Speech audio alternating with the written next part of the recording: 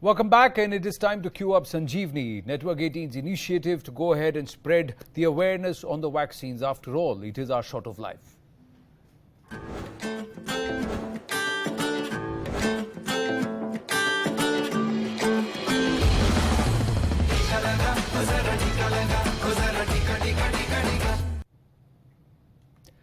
We're nearing the 42 crore mark in our battle against COVID-19, and we are steadily increasing the number of vaccinations. 42 crore mark is what we are nearing, as over 22.7 lakh were vaccinated in a single day.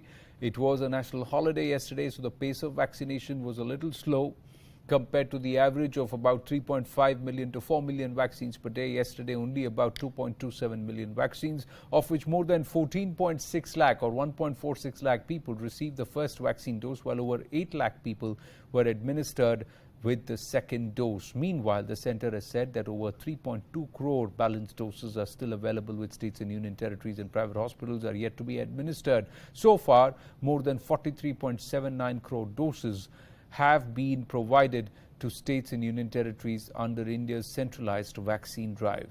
Runjun Sharma now joins us with more details. Runjun, do we see the pace of vaccination picking up again? Yesterday was a public holiday. It was also festival. But now going forward, will the average pace of vaccinations pick up? Yes, that's the hope. And what we've seen in the last week or so, Anand, of course, barring yesterday, as you mentioned, that it was a public holiday. And of course, many vaccination centers remain shut. But the pace of the vaccination definitely has picked up, because before a week ago, we were seeing that the vaccination pace had fallen below the 40 lakh mark. But of course, it's above now, close to 50 lakh vaccines being administered every day in the last week. In fact, an hour ago, we received an update from the government that over 42 crore doses have been successfully administered in India. Of course, when you look at the percentage of the population which is vaccinated, we have about, in fact, nearly 25% of the population now is partially vaccinated, which means one dose has been received by over 25% of the population. Fully vaccinated, fully immunized is about 7.37%. So nearly 7% of the population is vaccinated. And the hope is, as we were talking earlier, Anand, the pace of the vaccination now is picking up once again. The hope is that with a Sero survey which shows that almost 68% of the population does have immunity, and the vaccination pace is increasing, hope is that we'll be able to fight the third wave, as the experts say, much better than what we did in the second wave. Well, thanks for your inputs, Runjun. Meanwhile, Mission Vaccination India has created its own set of superheroes without capes. Meghalaya Chief Minister Conrad Sangma tweeted this video clip earlier in the day of a health department team battling huge odds, trekking for close to 2 hours through hostile terrain to reach the Landongdai village in the state for an awareness and vaccination program. It's yet another image of huge commitment of our vaccine warriors.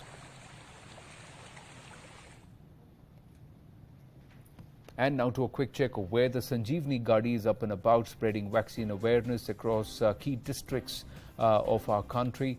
Today, the focus of the Sanjeevani Gadi is at the two areas of Nashik and Guntur. These two districts in Maharashtra and in Andhra Pradesh, where it is Mulukuduru and Madasanghavi. These are the two regions in Guntur and Nashik where it has gone. So far, 438 villages have been covered and more than 2,20,000 people have been reached. आपने टीका लगाया क्या?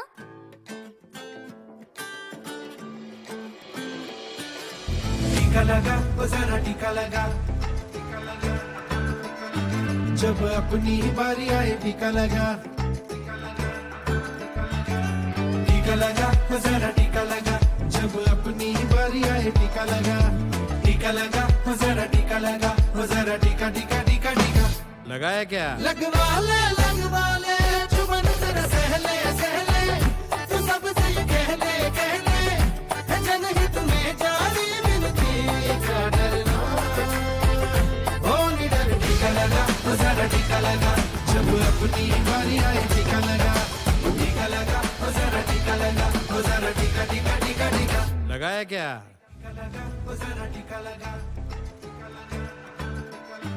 जब अपनी बारी आए टीका लगा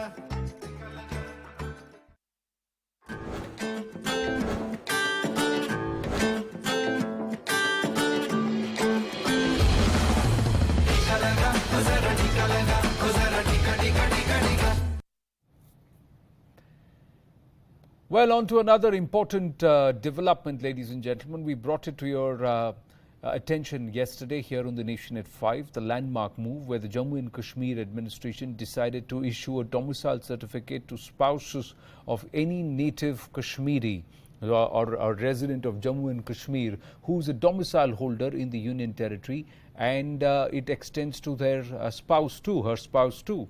Prior to the abrogation of Article 370 and 35A, women marrying outside Jammu and Kashmir were automatically rendered ineligible for domicile certificates and related benefits. The same also held for the husbands.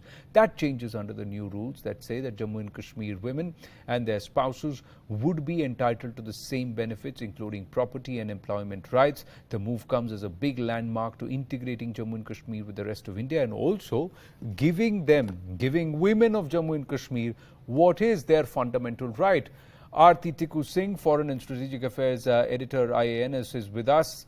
Aarti ji, namaste. It's a big development, this one. And how would you see?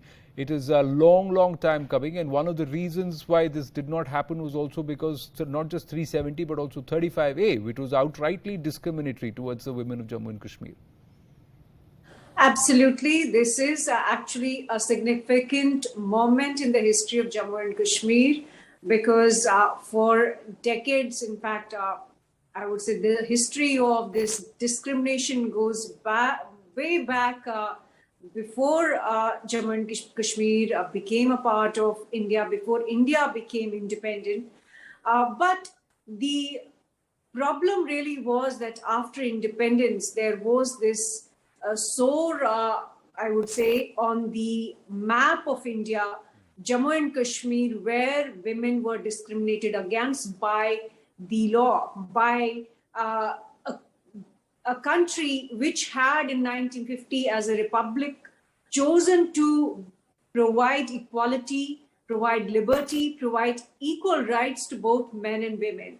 So I think this is a great moment also because the women of Jammu and Kashmir, as far as I think of my childhood and as an adult also, I remember that the state subject which was granted to every state subject of Jammu and Kashmir, women stood out, girls stood out because the state subject that was granted to girls used to say valid till marriage. So that was an ugly, I would say, stigmatized part of our history where females were seen differently by law, where there was abject discrimination in the eyes of the lawmakers.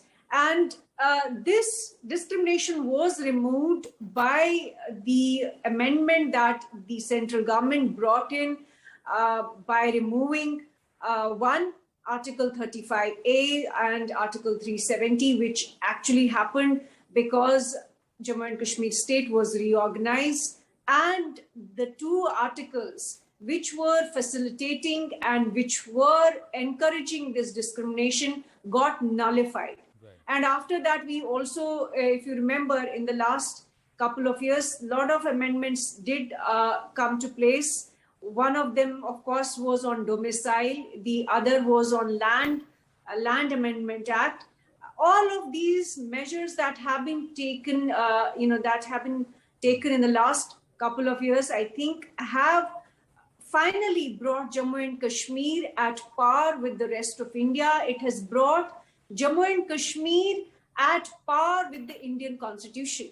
And I think that is something that we all need to acknowledge and also appreciate, because there was an anomaly in the Indian Constitution. The Indian Constitution's preamble, which granted equality to every citizen of India, allowed, because of the Article 370 and Article 35A, allowed discrimination, allowed illiberalism. And I have been saying it for a very long time that Article 370, Article 35A, Jammu and Kashmir's permanent resident, laws were fundamentally illiberal, were fundamentally against the very grain, against the very of India. Now that this is gone, do you think that this is also now going to solve a lot of the inheritance issues and also perhaps trigger a certain amount of return of the daughters of Jammu and Kashmir back to the state, back to the Union territory? Absolutely. I can tell you from my own experience and also from the experience of my several cousins who married outside the state. I'm talking about female cousins and siblings who married non-state subjects. And for a very, very long time, they were disqualified the day they got married to a non-state subject.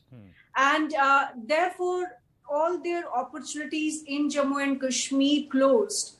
The very possibility of them returning to Jammu and Kashmir, whether for jobs, whether for government jobs or education, all of them used to get, shut for them and their spouses and their children as well. Now, many people would say that, but Jammu and Kashmir High Court did reverse this discrimination in 2002 when basically they said that the very permanent resident law in Jammu and Kashmir were discriminatory against women. But mind you, that even though the judiciary, even though the High Court did say this, there was still discrimination against the spouses of the females who were married outside the state, and second, their children. Their children also were disqualified as state subjects. They could not avail their inherent rights. They could not avail education. They could not avail voting rights. They couldn't avail any rights. And that has changed finally, because now spouses, I think this is also a great moment for India as a democratic republic, because we are reinforcing that men and women in this country are equal, that marriage does not change your status. Marriage does not deny you rights in this country. That is why a husband of a Jammu and Kashmir woman today has the same rights as a wife, a non-state subject wife of a Jammu and Kashmir resident. So this is very rightly said, Aarti Singh Tikku. And the other aspect is that this entire lineage aspect, if men can try and look at lineage and use their matriarchal lineage to establish certain credentials of birth from Kashmir, why is it that women and their children and their progeny should be denied the same right? And that is something which has been corrected now with this new notification that has now come through. Aarti Tikku Singh, thank you very, very much for joining us here on the Nation at 5. Moving on, ladies and gentlemen, positive time, plenty of ground to cover. Are sanitizers harmful? Do vaccines modify your DNA? Can vaccination infect you with COVID-19? Well, these are some of the questions that come to mind. And if they are in your mind too, there is a space where all these queries can be answered. All of this on your phone. As part of Network 18 and Federal Bank's campaign, a WhatsApp helpline has been launched. All you have to do is WhatsApp on the number 7977773753. I repeat it, 7977773753, and you will promptly receive your answers, information which has been verified and cross-checked. Go ahead, WhatsApp your questions on COVID-19 and get all the information you need. The number is 7977773753.